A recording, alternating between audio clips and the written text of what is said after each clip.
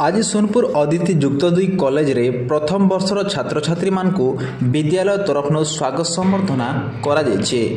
अध्यक्षा लिखिता पट्टनायक सभापतित्व ने अनुष्ठित इ उत्सव सभा ने उच्च माध्यमिक विद्यालय प्रतिष्ठाता डॉक्टर ज्योतिरंजन बहिदार मुख्य अतिथि भाव जोग देकरी श्रीमा अरविंद प्रतिमूर्ति ने दीप प्रज्वलन करी उत्सव के उद्घाटन करी विद्यालय ने 4 बरस तक 100% हार ने फलाफल रखी करी राज्य ने सुनाम रखी थिबार छात्र छात्री और अध्यापक अध्यापिका के इतर श्रेय देथिले।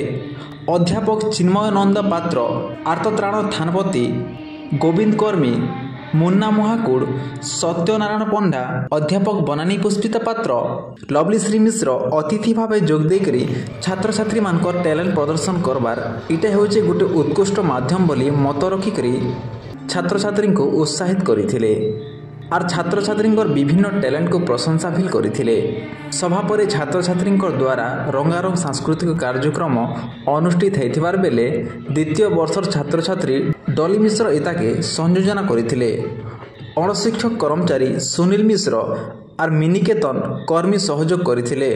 तेसने मौसुमी नंद धन्यवाद अर्पण करथिले।